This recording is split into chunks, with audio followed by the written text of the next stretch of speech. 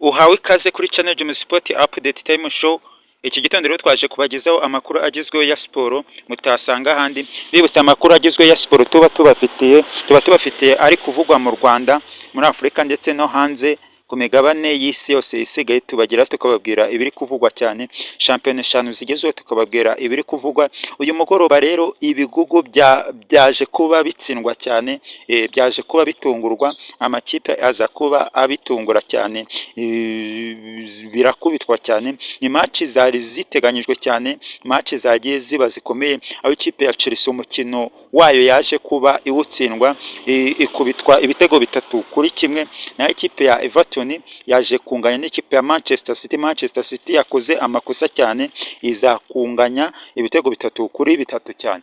Bakunze bacu amakuru agezweho rero, kugira ngo mutazajya muyacikwa, mbere na mbere no gukora subscribe, mugakora like, mugatira na comment.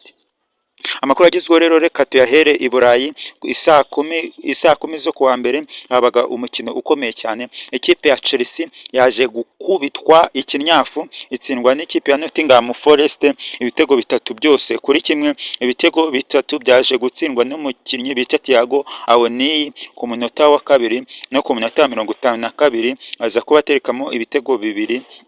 Ku munota wa 75 Igor Jesus aza guterekamo igitego cya gatatu. Icya Chelsea cy'impozamarira cyaje gutsindwa ku munota wa 90, gitsinzwe n'umukinnyi bita Joe Pedro kuri pasi nziza ya Kukurera, aza kuba aterekamo igitego cy'impozamarira.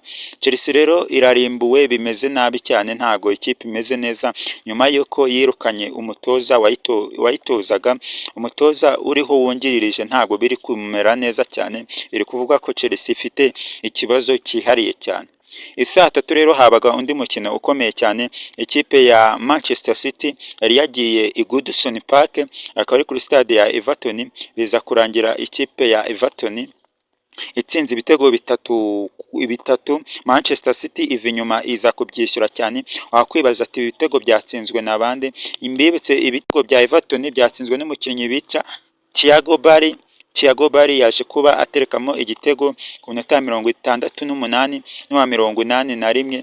Ikindi kiza gutsindwa n'umukinnyi bita Joe Obrier ku munota wa 73. Ibitego byose bya Manchester City byaje gutsindwa no bita Jeremy Doku ku munota wa 43, no ku munota wa 90 bongejeho iminota 7 y'inyongera, aza kwishyura igitego cya gatatu cya Manchester City. Ikindi cyaje kuba gitsindwa cyatsinzwe na rutahizamu w'umwongereza bamwita Erling Brot Haaland, akaba ari mu gihugu cya Norvège kabisa, akaba ari cyo gihugu cya Erling Brot Haaland. Aza guterekamo igitego cya kabiri. Icya gatatu cyaje gutsindwa no bita Jeremy Doku ku minota 90 bongejeho iminota 3.